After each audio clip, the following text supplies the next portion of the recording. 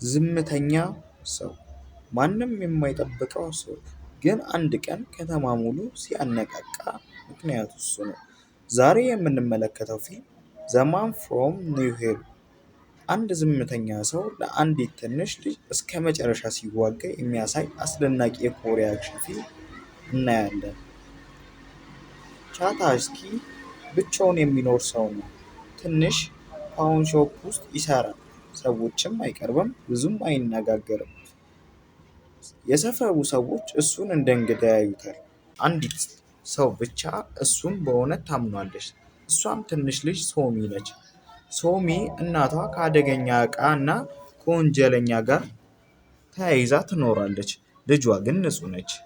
ቻታሲ በውስጡ ያለውን ህመም ቢያስደብቅም ሶሚ ግን እሱን እንደ ጓደኛ ትቆጥረዋለች።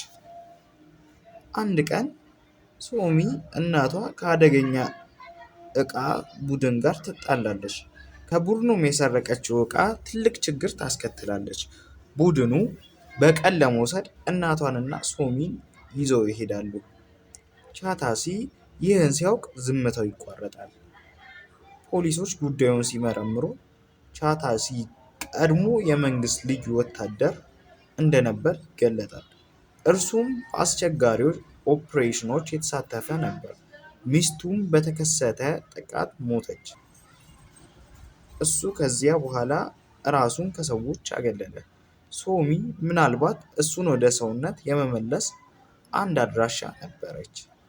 ቻታሺ ብቻውን ወደ ወንጀል ኔትወርኩ ይገባል። አንድ በአንድ ቡድኖቹን እየተከታተለ መጠየቅ አይፈልግም። በቀጥታ እርምጃ ይወስዳል። የተወሰኑ ትዕይንቶች በጣም ኃይለኛ ናቸው። በተለይ የቢላ ጦርነት ትዕይንቱ ፈጣን፣ እውነተኛና አስፈሪ ነው። እርሱ እንደ ሰው አይመስልም፣ እንደ ማቆም ኃያል ይመስላል። በመካከል አንድ ጊዜ ሶሚ ሞታ እንደሆነ ይነግሩታል።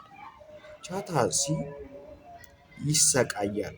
እርሱ የሚያደርገውን አሁን በቀል ብቻ ይመስላል። ነገር ግን ፊቱ ላይ የታየውንም ንዴት ወዲያው ይቀይርና አንድ በአንድ ሁሉንም ማጥቃት ይጀምራል። እያጠቃም እያለ የዋና የአዛዣቸውን ልጅ ፊት ለፊት ያየዋል። እሱንም በአንድ ጥይት ግንባሩን በስቶ ይጥለዋል። እያለ እያለ እንዳለ አንድ በአንድ መግደል ይጀምራል።